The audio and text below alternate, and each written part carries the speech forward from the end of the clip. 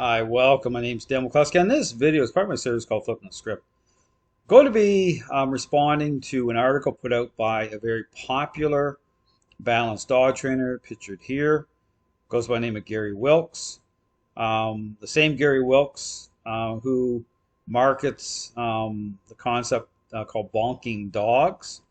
And I did a video on that regarding the Jeff Gellman controversy that triggered off tremendous hatred, okay, social media by way of those who identify as force-free trainers. However, interesting enough, by many even within the balanced dog training community. And again, we're going to get into some of that because that plays into this article by way of, Gary Wilkes attempting to call out Karen Pryor in this article by way of clicker training itself, by way of again this title of this article is what is real clicker training. So attempting to suggest that balanced dog training brings a realness into this concept. And so I'm going to be answering that question as well in terms of balanced dog training. Does it really firm up this very problematic idea by way of approaching a relationship problem between dogs and owners as a learning-based exercise? And I talk about the source of the problem in the dog training world by way of those who identify as balanced and force-free, who jump in the middle of a relationship problem between dogs and owners, and at the very beginning motivate dogs to respond by way again of the typical sit down, come and stay, while assuming that those responses can be trusted by way of perception of dogs changing the right way, and marketing that very superficial response-based approach as a standard. Okay, and I talk about how that sets in motion in terms of superficial response, sets in motion a counterfeit picture change for so many dogs and owners by way of those who invest their time and money and energy into this idea. Dogs are moving around for treats and for things that they want, only to discover that, in terms of coming out on the other side of a process, that they're still dealing with a unresolved relationship issue, behavior issue still happening. And the way to look at this, because again, this is why I really draw into the parenting example, based again on the social aspect of the relationship. And in terms of, again, the example I use is the parent dealing with a selfish child, and how you want to see, what trainers are doing in terms of the dog training world. When I talk about a counterfeit picture and the issue by way of response, it's no different than being a parent and having a so-called professional come into your home to help you with a relationship problem you're having with your child, and the only thought process going on with that individual coming in is how can I get the child to respond 2 minutes in entering your home, so I can just sell those responses as is to the parent without actually sitting down, talking about their role, auditing the parenting style that is in play, involving the parent actively in terms of relationship change, and all the themes that go along with the authoritative parenting style, which I talk about. So none of that happening. And then just simply walking away, leaving you with the kind of Santa Claus bag to keep the bribery-based narrative going, and only discover that, hold on here a second, my child is just as selfish as a word. They have just as bad attitude. And then guess what? Well, it must be something wrong with the child. Rather than, no, there's actually something inherently wrong with this idea, the way that it's being applied, without connecting the dots properly in terms of, the parental role, connect the dots properly as to even what behavior represents. I talk about this in terms of, again, as a child becomes more and more selfish, guess what? Behavior issues escalate. And so going back to, again, dogs as social animals, understanding in terms of at the social level how a dog's decision-making process is influenced and governed, you see the same type of a counterfeit picture happening within the framework of response. Understand that this is exactly what's going on. This is the source of the problem. So I talk about the solution by way, again, of approaching a relationship problem for what it represents, a intervention. So following the path of a intervention and then bringing those two core ingredients in I talk about, influence and control, into a process by way of a intentional interaction-based method. So this whole thing about motivating a response is not part of that way. Considering that the relationship is the motivator, okay, and tying into aligning with a intentional interaction-based method that's going to change the perception of dogs the right way. So it does take a type of a path of a type of power play, but it's a type of power play in which no different than the parent-child type of dynamic, where a parent is transitioning from one parenting style to another in the child's airspace differently in terms of certain expectations and demands, and the child not liking it. Okay, so that not liking is very much about, you talk about, being able to reconcile certain responses by way of relationship. It comes through adopting the right approach, okay, being able to interpret responses by way of a proper foundation, okay. So even I get in this whole thing about why it is that trainers will get triggered off, which will happen, Jeff Gellman situation is a great example of that, why so many people were labeling that as abuse, even balanced dog trainers, very interesting in that. I'll talk more about, the what happened there by way of balanced training involved in that situation, by way of Canine One, okay, who's a balanced dog trainer, Mike de Blasio, putting out a video about Jeff Gellman being abusive, and that video being used by the force-free movement to come after Gellman, to try to cancel him, okay? So, so you have that, and that's all documented. You go in, you'll see all that there. But again, understand the dog training world is in the state that it's in for a reason. Now, I'm going to, again, read this article. I'm going to answer the question, well, does balanced dog training, firm up, okay, this very problematic idea? Does it bring a realness into it? And the short answer is no, okay? It leaves the door completely wide open to dogs continue to hold control in the process based on those two core ingredients I talk about, not coming in by way of a interaction-based method. So again, when you engage a relationship problem this way, even through balanced training, which brings in influence by way of what's called the four quadrants, it's not enough. Okay, understand I talk about the foundation. I talk about motivating dogs to respond that way. And this even gets in this whole thing about positive in the sense of reward and petting, okay, being associated to empowerment by way of the relationship with the dog owner. This layers up to, in terms of many issues here, in terms of the ability for dogs to hold control through a process. So again, to generate what needs to generate through an intentional process, that is found within a intentional interaction-based approach. So here I'm going to read this article and again answer a couple questions here in terms of the realness factor, as well as, can balanced dog trainers, can they actually call out force-free trainers?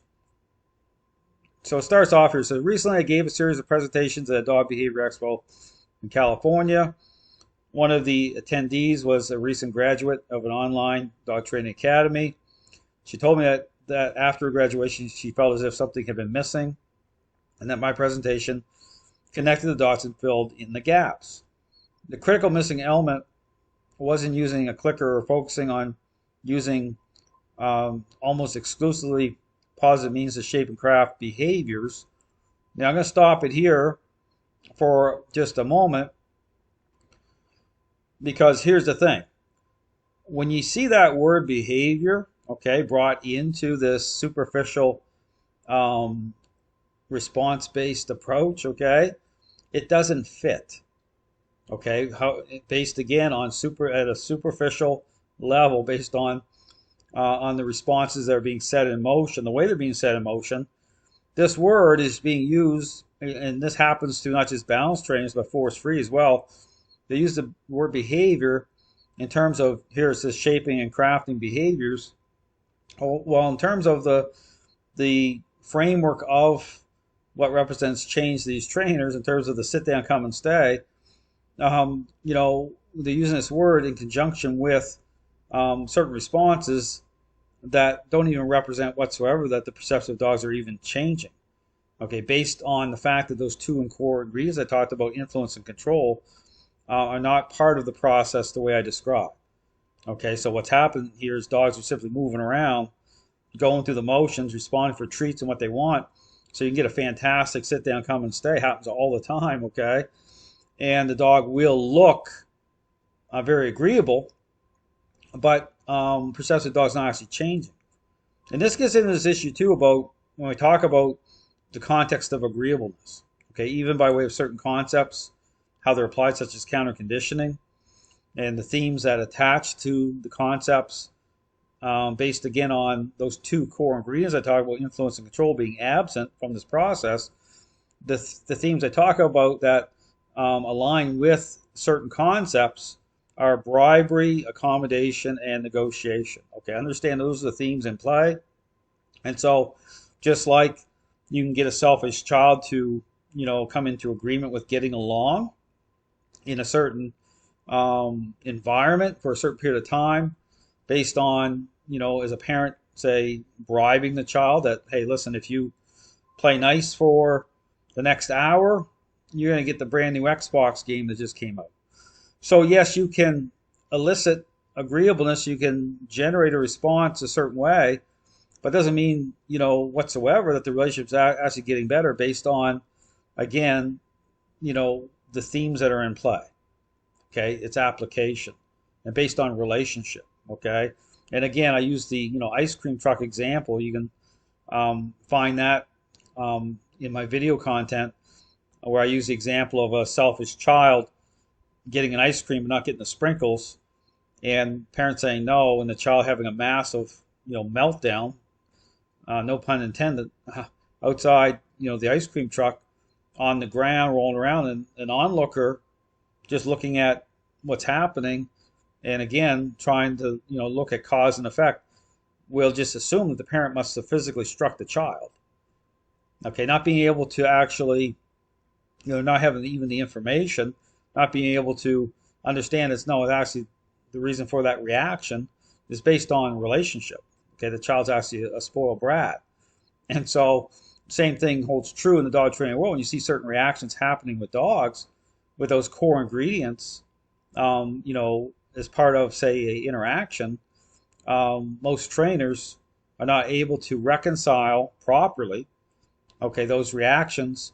And so they'll bend towards a bribery, okay, to gain agreeableness without understanding that that isn't going to allow them to work through a relationship problem. So understand that this really layers up in such a way that it presents all sorts of problems in the dog training world for trainers who have sold out to this idea that training's a learning-based exercise. Go further here. She had heard the positive stuff from many sources and realized the critical importance of using mainly positive methods. So same thing here. This whole thing about positive language and how this is being packaged up, this idea that training's a learning-based exercise. It sounds great. It can look great at the front end. It can feel really good, based again how it plays into people's emotions, using treats as dogs are moving around. Get to reward your dog like 1 minute into a relationship problem, okay? Dog appearing very agreeable, and that's the deceptive nature of appearances. The dog gains control in a relationship. It offers up a false image of a balanced dog. Okay, so understand all these things all play into this, but how language is being used to market this is no different than, say, permissive parenting, surrounding that parenting style with positive language, even though it, coming on the other side of things, it presents a negative outcome. Okay, consequences of that parenting style. You look at it. I wrote a book a few years ago called The Mind and Body Connection, where I reference all of this. Okay, so it's like a spillover effect when it comes to relationships with our pets. So it says here she was missing the process of creating unpleasant consequences for inappropriate behavior or failure to obey a command. So here we get into this thing too about, you talk about unpleasant consequences for inappropriate behavior. So, the issues here regarding, say, using a negative to either firm up a response by way of the four quadrants, or even correcting, when a dog is expressing a level of control. So a couple problems here is that, because again, I talk about those two core ingredients, influence and control, are not coming into a process that's even defined the right way to begin with, it leaves the door wide open, okay, for dogs to continue to hold control through the process, through the relationship. And so you talk about, firming up through using a negative to generate a response to firm it up. The problem lies in the starting point, okay, lies in the jumping in point by way of motivating dogs to respond that way, in a very superficial way. So even though you're bringing a negative in to firm up certain responses, you still haven't got around the problem. That door's still completely wide open based on the starting point of a dog holding control. Okay, so it has to come in, influence and control, they have to come in the right way, the right level. And then the role of influence itself has to be proactive, okay, in terms of intercepting a dog's stinking thinking as control is manifesting. Okay, understand? So it has to intercept. And this is where we get into these problems in the dog training world. Imbalanced dog trainers are equally guilty of doing this with changing focus, redirecting a dog's focus versus intercepting. And so, the problem is, this is where you hear certain narratives coming out of the dog training world, such as rewarding, bad behavior to create good behavior. That came from Larry Crone. I did a video on that. And how I, again, compare that to drawing in the parent example, would be like a selfish child mouthing off, being unruly with a parent, and the parent suddenly, taking a chocolate bar out of their back pocket and just kind of holding it out to the side, waving it around a little bit. And the child's immediately focus shifts to the chocolate bar, right? And then, this is what's happening, saying, oh, that moment itself represents, change, or, a baseline that we can work off of, a good moment. I'm going to reward for that. When the reality is, no, you actually haven't changed anything. Okay, it's context. You've merely, all you've done is engage in those themes I talk about: bribery, accommodation, negotiation, and you've set people up to be deceived because the relationship doesn't get better. Okay, so this is the problem in the dog training world, is because based on this superficial idea of things, how everything kind of layers up is problematic based on the role of influence. So we talk about, again, behaviors. That word is being misapplied. Typically, you're dealing with just superficial response. That word doesn't belong there. At the same seminar, one person complained that I was merely an old style force trainer and requested that the sponsors get a real clicker trainer next time. Those officers' perspectives on the same method of training prompted the current topic. Why exactly is clicker training? Why are people confused about what that means? It says here in May 1992, Karen Pryor and I gave a seminar in California. So here you have Gary Wilkes, again, lining this up, saying they actually did seminars together. It was the first of more than a dozen we did together. The actual name clicker training was coined in an article published by AKZ Gazette several months later and popularized on the internet.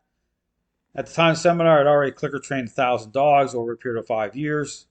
I work primarily with veterinary referral. So this is the other thing, too, to be aware of. And this happens all the time in the dog training world. You see people putting out numbers of dogs. They got backdrops of trophies. They'll do, how they market themselves.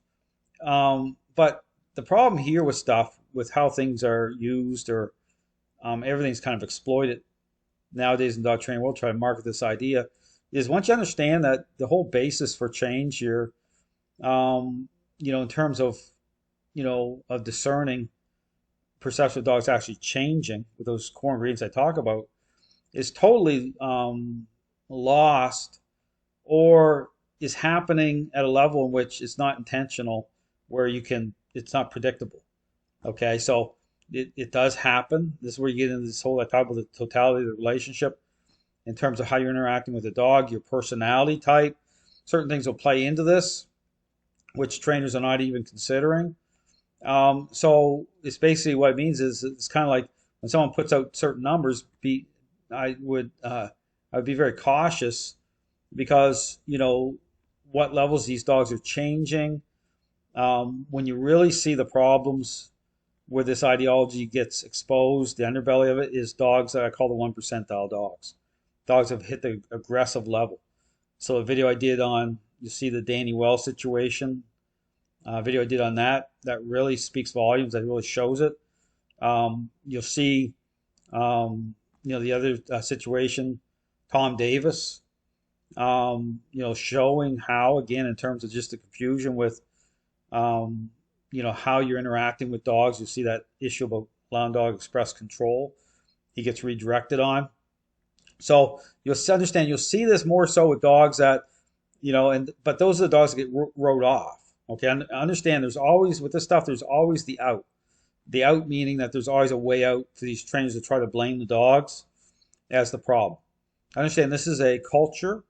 Okay, blame shifting has become normalized, because when you get to this level where you have basically these two groups of trainers, balanced and force free, that comprise basically 99.9% of all trainers out there, then blaming dogs, euthanizing dogs, especially aggressive dogs, seems normal.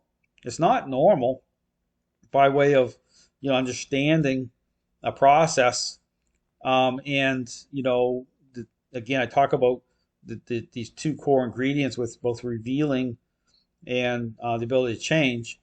But again, when you get to this level we're at now in the dog training world, certain things that are not normal appear to be normal. Okay. So here we're going to shift focus going down here to get to the point of a calling out Karen Pryor, or the attempt to. So here it says, this bias in favor of positive reinforcement is the primary focus of both behavior analysis and mainstream clicker training. Serious dog trainers raise a skeptical eye at the suggestion that aversive control isn't really necessary, that any use of compulsion is merely the first resort of uneducated, incompetent, and brutal trainers. The common mantra for all positive trainers. So understand that, we talk about, force-free trainers, this force-free ideology. Understand that even within their own group, okay, it's just rampant with hypocrisy. Okay, it's full of false narratives, hypocrisy, but in terms of balanced dog trainers kind of generating heat from the other side, that's what will happen, or is happening.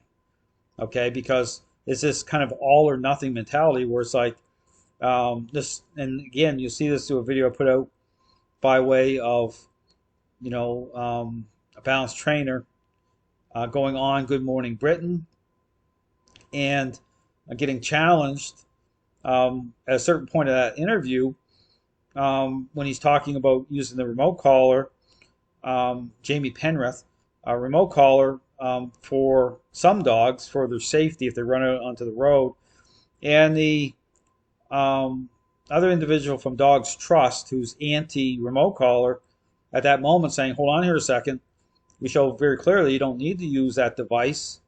You can use something positive to get the dog to make a different choice. So there you go. We talk about, the role of influence by way of, intercepting, okay, is that balanced dog trainers are compromised in what they've come into agreement with, where they're unable to reconcile the role of influence. Okay, there's no clear messaging. They're all over the map. And this is why they're losing their tools, because they've sold out, they bought into the lie that training's a learning-based exercise, and that changes the context of the role of influence. Okay, right within that process itself. So to have a kind of solid definition as to what influence represents by way of a process is lost in that process itself, because it's based on motivating dogs to respond that way using treats, right? Approach to train to learn based exercise. So it doesn't approach it as a intervention. It says likewise, anyone who has trained a working dog realizes that there isn't any treat in the world that will stop a Jack Russell from chasing a squirrel. She only said it because she was trying to counter the logical objection of her positive ideology. A connection between reality and her claims of effectiveness was completely absent during the time I worked with her. She said what she thought would advance her mission. She's still doing it more than 20 years later. And here it is, right here. And still hasn't clicker trained a dog to any standard. Contemplate that for a moment, an expert who has never actually done what she claims is her specialty. So here, I believe I might have skipped a sentence here, but basically saying that, her dog, her own dog, couldn't perform. Okay, she had an out of control dog. And understand, I've gone in. You go into this, talk about hypocrisy, and I've seen this up close and personal with some in the pure positive camp. They have out of control dogs that they personally own, but they'll be handing out advice they feel entitled to hand out advice to the very people who are struggling in the relationships with the dogs with the same issues. Total hypocrisy, but they think it's okay. Understand, this is where we're at in the dog training world. But here you have Gary Wilkes attempting to call out Karen Pryor here by way of saying that she's never actually trained clicker trained a dog to any standard. But this goes back here to this whole thing about does balanced dog training offer up a realness for this concept, okay, by way of what balanced dog training represents? And the answer is, okay, absolutely not. Understand, because it aligns with, okay, it comes into agreement with this same idea of what training is, which opens the door up by way, again, of motivating dogs to respond that way without, again, I talk about the core ingredients coming in at the right way, right level. It's their role, the role of influence by being proactive with intercepting, okay, dog's level stinking thinking. Understand that, no, it does not resolve the problems by way of learning theory, its application, because it comes in or aligns with the same idea of things. Okay, so even though influence does come in, by way of corrections, by way of the four quadrants, it does not come in at the right level, align the right way, by way of a dog's state of mind, to actually change perception of dogs the right way. So it definitely is not the answer, okay? And so going this whole thing about even balanced dog trainers trying to call out force-free trainers, that's total hypocrisy, okay? This is why you'll see trainers out there. You go watch their videos where they'll, give props to force-free trainers all the time, saying, well, force-free trainers are, can train dogs up to a certain level. Like they give them an ideological hall pass all the time. When I was in Canada and, aligned with the Humane Society, they wanted me in a certain moment in that relationship, okay, with the Humane Society, they wanted me to come alongside and sit down at the same table with a couple of proponents of clicker training to have a conversation, to see if we could kind of work along side with each other, and I outright refused. Okay, now I'm talking, that was back in 2007, or no, sorry, yeah, right around 2006, way back then, because I understood what the problems were. I understood what training is and what it isn't. And so there's the line right there. I said no, and I did it in a very nice way. I wasn't, rude or came on, I didn't come off a certain way. I just said, but I did explain why. So that's the point of everything, is to say, okay, what is a process? I make it very clear. It's not a learning-based exercise. It's an intervention following the path of a intentional interaction-based method. It has to take the path of a power play. And so that is not what balanced dog training is. So when I put out the information, guess what? Balanced dog trainers get as upset as force-free trainers do with what I have to say about learning, okay, about what a process is, and that's the point. But then if you look at all these situations where balanced dog trainers have piled on to situations such as the Gelman situation is a perfect example, things start to make sense. Say, okay, why is it that they are like all over the place? They're losing their tools. They're piling on certain situations. They can't really call out, and they can't call out force-free trainers. It's because they're compromised. They're in a catch-22 situation by way of this idea thing. So again, I encourage you to check out my website. Lots of great information. I talk about what a process is, what it isn't, but also in terms of what the source of the problem is in the dog training world, as well as a solution by way of a intentional interaction-based approach. Thanks for watching.